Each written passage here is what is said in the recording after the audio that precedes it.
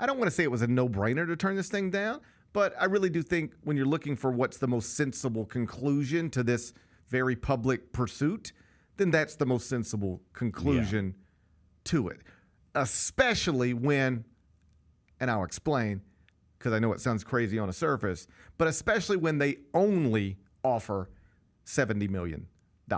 And I know that sounds crazy, because if somebody offered you $70 million, you do backflips. Sure. And if somebody offered me $70 million, I do backflips.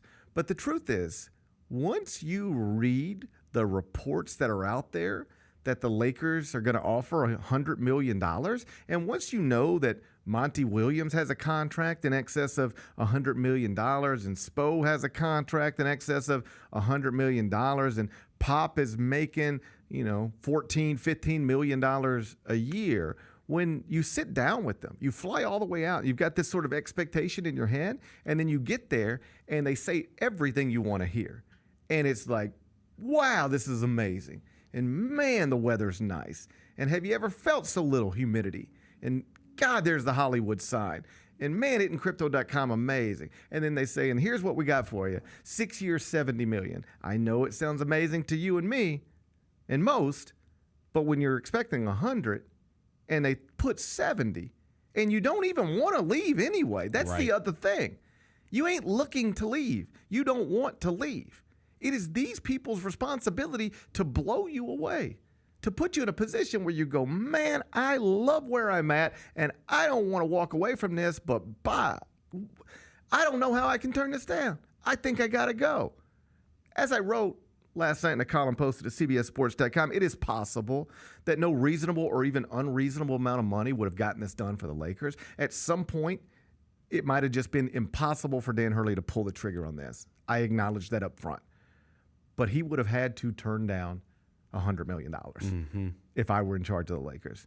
I don't understand how you can be a franchise that creates the revenue, that creates millions and millions and millions of dollars every year.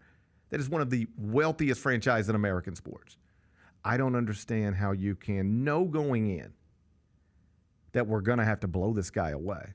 He ain't just going to take the job to take it. A lot of people in this world, including me, would love to live in Los Angeles if the alternative was living in, say, Storrs, Connecticut, or the surrounding areas, right? Now, Dan Hurley, he's more comfortable in that time zone than that time zone. Most Americans would much prefer to live in, say, Los Angeles than Jersey City. Now, Dan Hurley, he'd rather be in Jersey City. He takes real pride in that.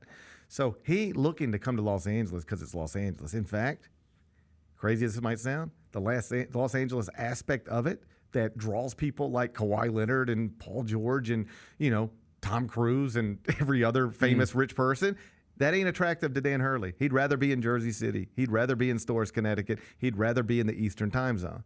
So he ain't coming just to come. You got to make him want to be there. You got to make him be willing to give up something that he doesn't want to give up.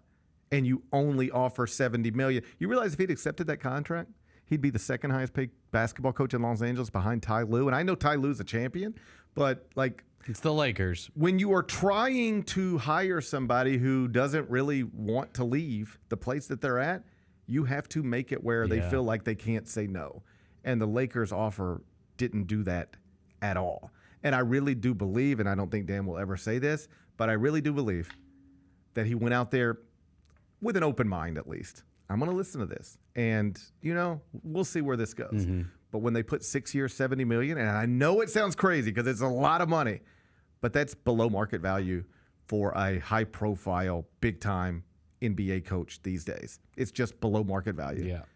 And when you're trying to hire somebody who you have said to Woj and others, this is our guy. This is the one we want. We think he's special. You can't then lowball him with an offer. No. Because you know what he's going to do? He's going to tell you he appreciates it. He's going to get back on that plane, 5-hour flight with his wife, and go, I thought they were offering 100. Yeah. How did we lose $30 million just by getting on this plane? Yeah. The Gary Parrish Show, live weekdays at 10 a.m.